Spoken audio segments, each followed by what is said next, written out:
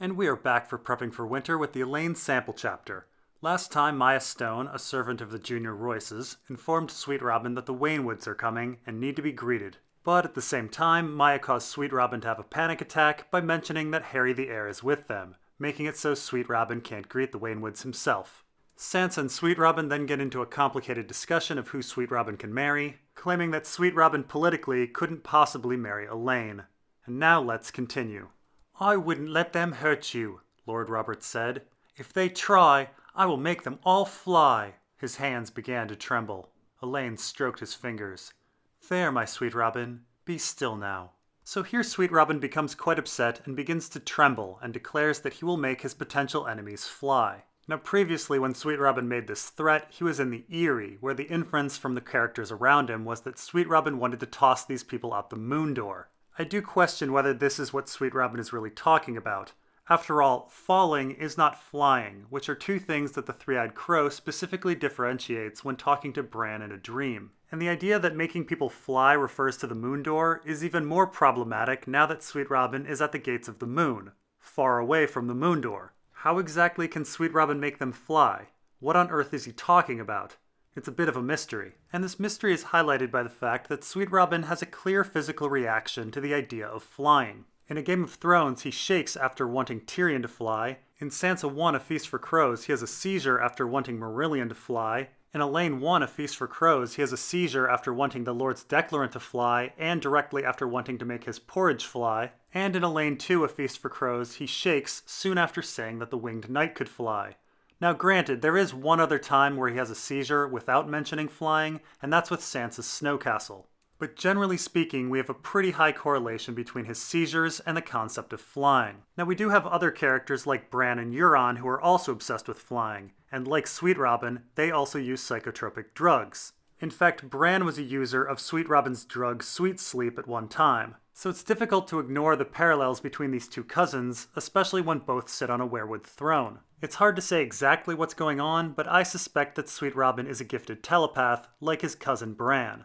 When the shaking passed, she said, "You must have a proper wife, a true-born maid of noble birth." "No, I want to marry you, Alayne." "Once your lady mother intended that very thing, but I was true-born then, and noble." "My lord is kind to say so." We then get back into the discussion of nobility and marriage, where Sansa claims that Sweetrobin cannot marry anyone who is low-born or a bastard. We also get a callback to A Storm of Swords when Lysa had planned to marry Sansa to Sweetrobin. Now I do have to say that the plan of marrying Sansa to Sweetrobin was interesting and a bit bold for Lysa. Sansa was and is wanted for murder, regicide in fact, and Lysa must have known that eventually the world would find out that she was in the Vale, leading to war. I suppose at the time, a marriage to Sansa would have given Sweetrobin a claim on the north, and her uncle Blackfish, who she was very close with who had no heirs, was at Riverrun. I suppose Sweetrobin had a pretty good claim on the Three Kingdoms. Sadly, Lysa's plan, or whatever Littlefinger fed to Lysa, was never really explored, but it's interesting that we get a little mention of it here. Alayne smoothed his hair. Lady Lysa had never let the servants touch it, and after she had died, Robert had suffered terrible shaking fits whenever anyone came near him with a blade. So it had been allowed to grow until it tumbled over his round shoulders and halfway down his flabby white chest. He does have pretty hair. If the gods are good and he lives long enough to wed, his wife will admire his hair, surely. That much she will love about him. Next we get some focus on Sweetrobin's hair. Now I will say our author doesn't do a very good job with hair growth time. There is no way Sweetrobin's hair should be this long considering Lysa only died a few months ago. But our author seems to have had Daenerys' hair grow back quickly as well, so I'd say it's nothing. Now, Tully hair is supposed to be gorgeous, and Littlefinger did once lose his cool at the sight of Sansa's incredible hair. So there might be something here with regards to Sweetrobin expressing some Tully traits. But setting aside the rapid growth and great quality of Sweetrobin's hair, our author still is very focused on hair when it comes to symbolism and gender roles. For example, Arya's hair is cut when her father is beheaded, her traditional feminine role taken as the patriarchy, her father, dies. Dany, simultaneous with Arya, has her hair burned off, her traditional feminine role taken as the patriarchy, her husband, dies. And Kat thinks about her hair at the Red Wedding, not wanting it cut because her husband liked it. her traditional feminine role taken as the patriarchy, her son, dies. And Cersei has her hair cut by the High Sparrow, an explicit attempt to steal her feminine agency as her son, her tool within the patriarchy, is taken from her. Over and over and over, our author makes it clear that long hair represents traditional femininity and traditional female agency. And thus it's interesting that our author has created an inverted situation. Sweetrobin has been given long hair, the traditional feminine trait. And he was given this after the matriarchy died. Lysa was, of course, an overzealous mother. And it should be noted that Sweetrobin lacks all of the traditional male traits that people hold dear in this world. He is physically weak and frightened of everything. Now I will say that Sweetrobin is a bit different from the liberated women that I mentioned in that they all learn to fend for themselves without their male crutches. Sweetrobin seems to have just found a new mother. It will be interesting to see if he is ever liberated. Any child of ours would be baseborn. Only a true-born child of House Arryn can displace Sir Harold as your heir. My father will find a proper wife for you, some high-born girl much prettier than me. You'll hunt and hawk together, and she'll give you her favor to wear in tournaments. Before long, you will have forgotten me entirely.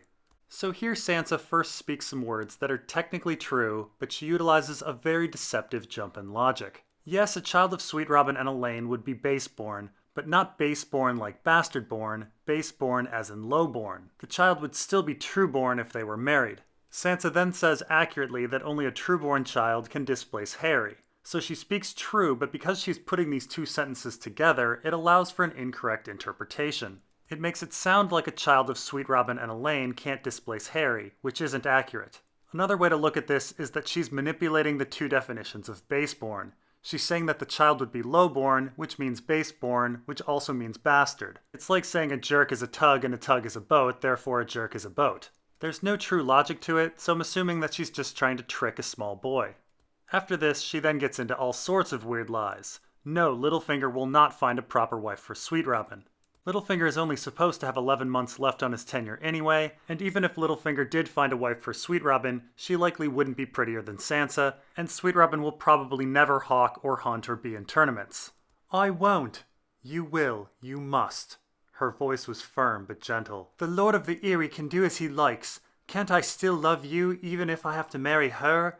Sir Harold has a common woman. Benjicat says she's carrying his bastard. Benjicat should learn to keep his fool's mouth shut. Is that what you would have of me? A bastard? She pulled her fingers from his grasp. Would you dishonor me that way?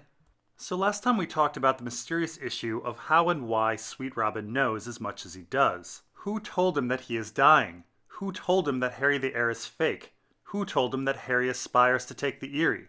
It wasn't likely Lysa or Littlefinger, and it seemed a risky move for Miranda or Nestor to tell him. There is perhaps a supernatural explanation, but here we're introduced to another option on the informant.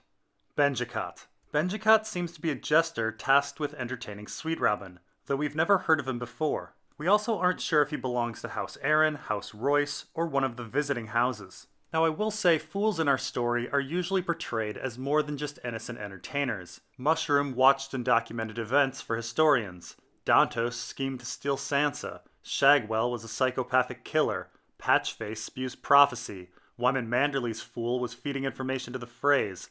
Butterbump's singing was used to cover conspiratorial talk. And Moonboy was even suspected by Sansa to be more clever than he lets on. So we probably shouldn't trust Benjicat, and we know for certain he was feeding information to Sweetrobin about Harry's bastards, an odd topic to be talking with Sweetrobin about when he's supposed to be dancing around being funny. It could be that all the other insidious information about Harry the Heir was also relayed by Benjicat. Now, we don't know for sure who Benjicat works for, but considering we haven't run into him until the Gates of the Moon, I would say it's probable that his employers are the Junior Royces. The boy looked stricken. No, I never meant... Alayne stood. If it please my lord, I must go and find my father. Someone needs to greet Lady Waynwood. Before her little lord could find the words to protest, she gave him a quick curtsy and fled the bedchamber, sweeping down the hall and across a covered bridge to the Lord Protector's apartments. And now we are reminded of the action and central conflict of the chapter. The Waynwoods are coming, and there is no one to greet them. And again, we should probably remember that this problem was created by Benjicat and Maya, who are both likely employed by the Junior Royces. Benjacat seems to have introduced negative information about Harry to Sweetrobin, and Maya mentioned that Harry was with the Waynwoods to Sweetrobin, causing him to have a panic attack. When she had left Peter Baelish that morning, he had been breaking his fast with old Oswell, who had arrived last night from Gulltown on a lathered horse. She hoped they might still be talking, but Peter's solar proved empty. Someone had left a window open, and a stack of papers had blown onto the floor. The sun was slanting through the thick yellow windows, and dust motes danced in the light like tiny golden insects. So Sansa finds that Littlefinger is not in his solar, and that Oswell Kettleblack has arrived on lathered horse. The window has been carelessly left open as well. All of this points to the fact that some piece of important information has reached the Vale. So what was that piece of information? Well, that requires some work to figure out where we are in the timeline. Well, we know that Sansa comes down the mountain with Miranda and Maya in Alayne 2, A Feast for Crows. And we know that this occurs sometime after Jaime 6, A Feast for Crows, as Miranda Royce mentions that Riverrun has yielded. Later in the chapter, Littlefinger tells Sansa that Cersei is screwing up really royally in King's Landing and that there's going to be a War of Three Queens. So it sounds like at least Marjorie's been arrested in King's Landing at this point. Now we also know that this Alayne sample chapter happens about a month after Alayne 2, A Feast for Crows, as Miranda mentions that some people have been staying at the Gates of the Moon for nearly a month. So the news is likely not something like Cersei's arrest. That would have happened long ago. At the same time, we also know that it's still autumn, so no White Raven has arrived. So this is before the epilogue of A Dance with Dragons, but I would gander pretty darn close to it. So again, what's the big shocker?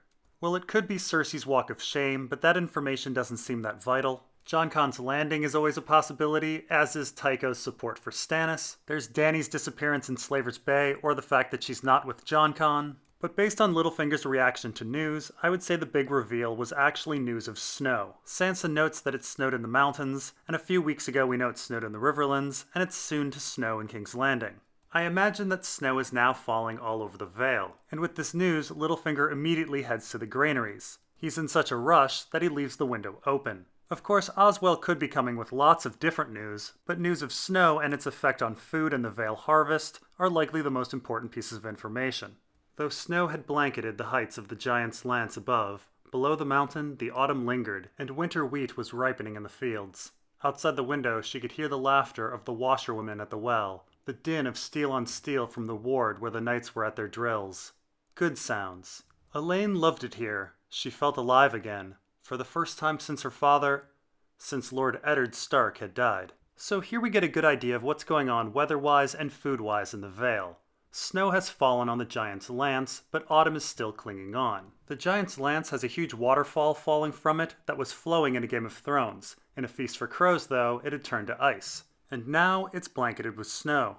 We also find out that winter wheat is ripening in the field, which I don't understand how this happens considering that winter wheat needs to vernalize. That is, biologically it must experience a winter in order to flower. I guess wheat in Westeros functions very differently. Anyway, the wheat is ripening in the field, which is pretty lucky. This is the final stage of development for the wheat, and wheat can actually be harvested a little early if need be, and it's still usable. Unlike the Riverlands, the Vale seems to be in a pretty good food situation. We also find out here that Sansa feels alive and at home, but we should be wary of this. Tyrion felt alive as Hand of the King, and Arya felt alive as Cat of the Canals, but those situations didn't go anywhere good. We can sort of sense that everything for Sansa is about to fall apart. Sansa even screws up here and thinks of Ned as her father for a moment, though again, the name Sansa is never used in this whole chapter, which is interesting. She closed the window, gathered up the fallen papers, and stacked them on the table. One was a list of competitors. 64 knights had been invited to vie for places amongst Lord Arryn's new Brotherhood of Winged Knights, and 64 knights had come to tilt for the right to wear falcon's wings upon their warhelm and guard their lord. So Littlefinger has a list of the competitors for the upcoming tourney. Now, throughout our story, we've heard about cheating in tourneys. Rhaegar somehow managed to win Harrenhal when he shouldn't have. Ned and Varys suspected that Sir Hugh was placed against the mountain in the lists so he could be murdered. Loras used a mare in heat to distract the mountain's horse. Dantos, when he embarrassed himself before Joffrey, was coincidentally facing Littlefinger's crony, Lothar Brune. The mere mention of jousting brackets in Littlefinger's possession makes me assume there's going to be shenanigans going on. What shenanigans will there be? Well, we find out that there are 68 competitors and 8 winners. And these winners will be Sweetrobin's personal guards, effective wards or hostages for Littlefinger.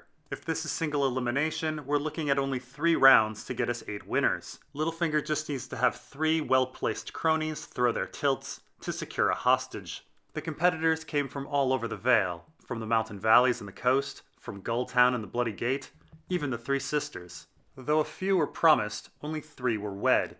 The 8 victors would be expected to spend the next 3 years at Lord Robert's side, as his own personal guard. Alayne had suggested 7 like the Kingsguard, but Sweetrobin had insisted that he must have more knights than King Tommen, so older men with wives and children had not been invited. So the competitors come from all over the Vale, including the 3 sisters, which is quite striking. Sister men aren't a respected bunch, and the Vale's hold on the island is tenuous at best. Not to mention they're a seafaring society and wouldn't be very good at jousting. Nonetheless, they were invited, and we're pretty sure who these sister men are. When Davos is in the Sisters, we find out that Lord Sunderland's sons all want to be knights. So much so that they've been having destriers imported to the Sisters. But why is Littlefinger interested in the Lord of the 3 Sisters?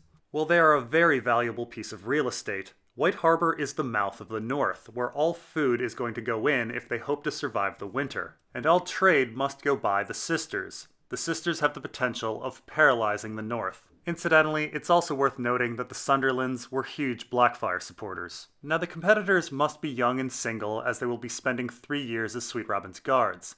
Littlefinger's plan is a bit obvious at this point. Invite a bunch of young men, including Harry the Heir, rig the lists and have Harry face his cronies, and then have the cronies throw the tilts. It's an easy way to secure Harry the Heir as a ward. That is, if that's the goal. We also seem to have some other interesting competitors. Now I will say this is a rather bold move for the Vale politically. That is, Sweetrobin forming his own Kingsguard. After all, Renly had his own Rainbow Guard, and Dany has her own Queen's Guard, and Aegon has his own Kingsguard. And during the Dance of the Dragons, both sides had guards as well. I do wonder how the rest of the kingdoms will perceive Sweetrobin's move. It could be seen as open rebellion. It's also interesting that Sweetrobin doesn't seem to care for Tommen. The boys are of an age and would have grown up together in the Red Keep. It's almost certain they would have interacted and had playdates, though we know nothing of how they went. Not well, I suppose. It's been years and Sweetrobin still seems to be holding a grudge. And they came, Alayne thought proudly. They all came. It had fallen out just as Peter said it would, the day the ravens flew. They're young, eager, hungry for adventure and renown. Lysa would not let them go to war. This is the next best thing, a chance to serve their lord and prove their prowess. They will come.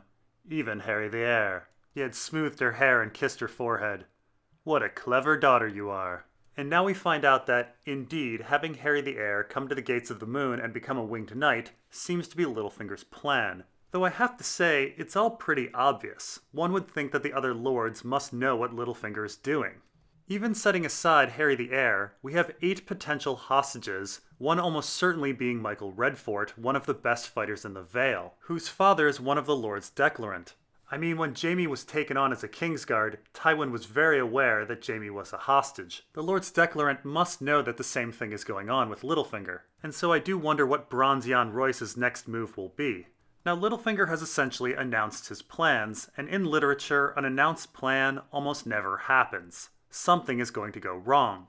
I wonder if these 3 sistermen turn out to be better jousters than people expect. Or perhaps worse. Perhaps they end up killing someone because they don't know what they're doing. Or maybe Lothar Brune and Michael Redfort will have a dispute over Maya Stone. Or maybe the mountain clans will attack. Or maybe Sweetrobin will become incredibly jealous of Harry the Heir and become reckless. Or maybe Miranda Royce will out Sansa. Something bad is going to go down. And this is a good place to stop. We'll continue on with Alayne 1 in part 3.